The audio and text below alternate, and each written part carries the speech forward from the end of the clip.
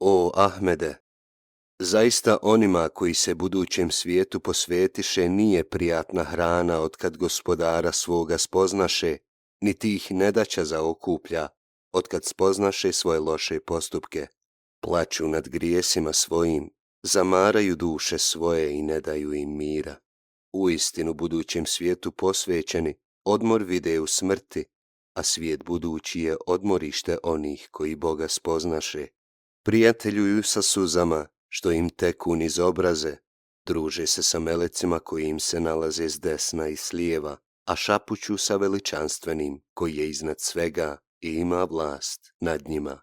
Srca u njedrima ljudi posvećenih budućem svijetu su ranjena i govore, kad ćemo se više odmoriti od prolazne kuće i preći u kuću vječnosti.